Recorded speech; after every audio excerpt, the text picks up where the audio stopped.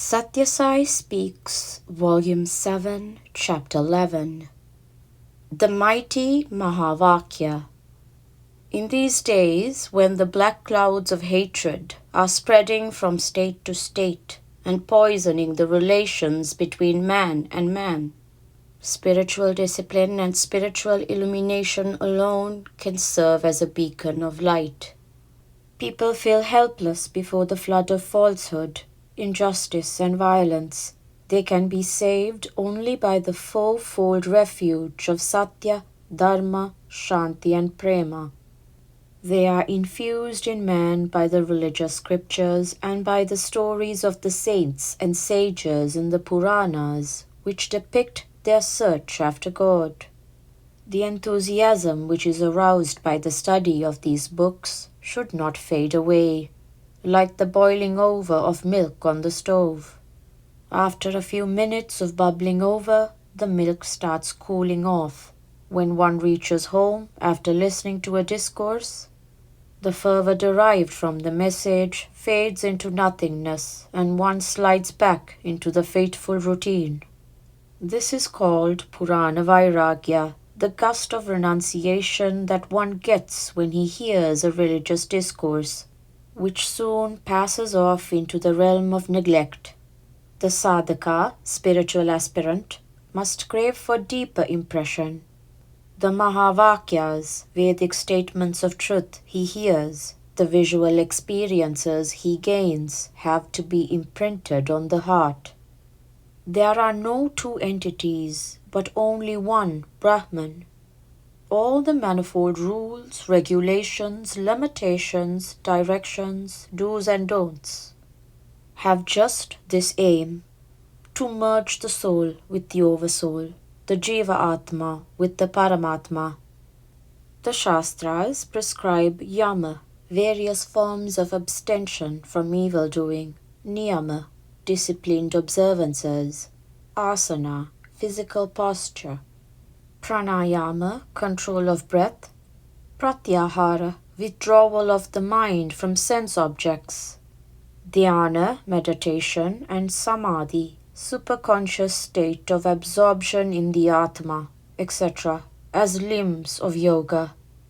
Besides japam, repetition of Lord's name, or mystic formula, shravanam, listening to God's glory, mananam, recapitulation of what was heard, nidhiyasana, constant musing on God's glory, etc., all with this one end in view, of merging the Jivatma with Paramatma.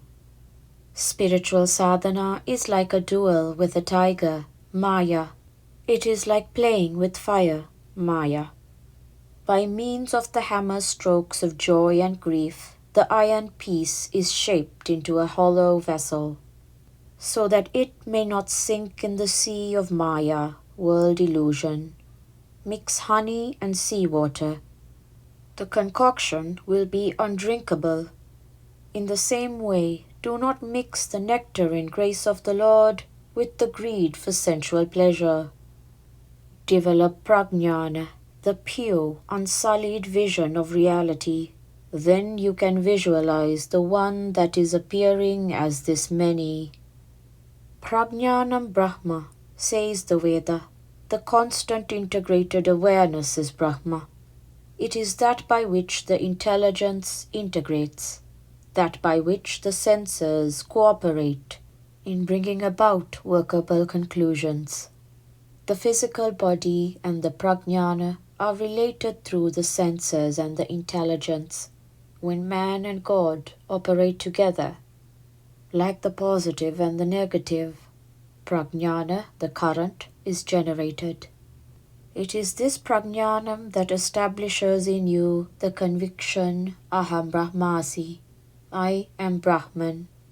Not that there are two entities, Aham and Brahman, but as in syrup, where water and sugar have merged, Aham has merged in Brahman, and there is only one entity, Brahman. The Samaveda has the great statement Tat Tvam Asi, that thou art, meaning What which is beyond Rupa and Nama, name and form, is you, who now pitiably differentiate yourself and feel distinct by means of name and form, two transient changing insignia of individuality. Contemplation on these grand expressions of the truth fills one with inexplicable joy. Not being aware of these and their sweetness, man misses the great opportunity. One must have discrimination, not mere ideas. The Prashanti Vidvan Mahasabha is designed to bring this rich treasure to the door of everyone in this world. For everyone is entitled to it. Not only these, the Gita, the Ramayana, the Mahabharata, the Bhagavata, these too contain the message of God. They should also be taken to the doors of every man. He must be fed on it, so that he may know and grow in health and strength, courage and confidence. Because this is something which once you get, you can never lose. Jnana, self-knowledge. There is another thing which, if you once lose, you can never get back.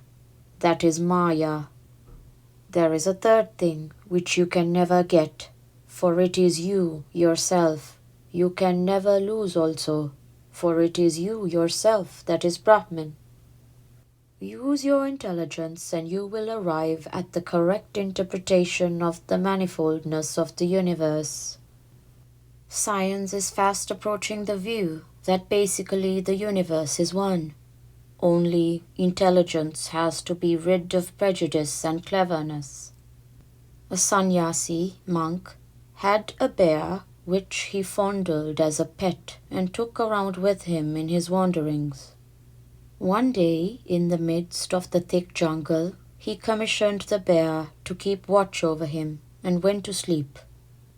The bear saw a fly sitting on its master's nose. It tried to whisk it away, but it came back again and did not move away. Incensed as its audacity, the bear brought a big stone and threw it at the fly on the nose. Needless to say, that stone killed the master. One must have discrimination, not simply a fund of ideas. God is the companion and guide of all. The speaker, who is the president, referred to Mahatmas and divine personages whose vision is of a universal order. But it is difficult for ordinary intelligence to grasp their meaning and mystery. Each of them has his task, his standard, his area and his method, or bhava. He said that Sathya Sai Baba knows all that happens in all. That is because I am in everyone. Ishvara Sarvabhutanam, as the scriptures say. This current is in every bulb, only some are of low wattage, some are of high wattage. There is no fundamental difference between Jivatma and Paramatma. The upadhis, vestures, or bulbs have differences in power depending on the filament and its strength. The cow eats grass, the pig eats offal, the lion eats flesh. That is the speciality of the upadhi. How can there be any comparison or competition between these? A hatha yogi had earned many strange skills, and he found people gathering in large numbers around a person whom he could not gauge. The person had characteristics which no skill can bring about. Sambhav, Satyam and Prema, equanimity, truth and love. If one's passions and emotions have come under the control of his higher nature, then the Lord will assume responsibility for his progress towards him. Otherwise, he will have to wait. Do not moan that you have no Natha, guardian. God is the only Anatha, guardianless person. All the rest have him as the Natha. He is ever beside man, within him as conscience, without him as companion and guide. Sardar Patel Stadium, Bombay, March 24th, 1967. This world is the jungle in which you roam. Fear is the lion which drives you up the tree of samsara, worldly activities. Anxiety is the bear that terrifies you and dogs your steps in samsara. So you slide down into attachments and binding deeds through the twin roots of hope and despair. The two rats are day and night, which eat away the span of life. Meanwhile, you try to snatch a little joy from the sweet drops of egoism and mine feeling. Finding at last that the drops are trivial and out of reach, you shout in the agony of the renunciation, calling on the Guru. The Guru appears, whether from within or without, and saves you from fear and anxiety. Sri Sathya Sai Baba.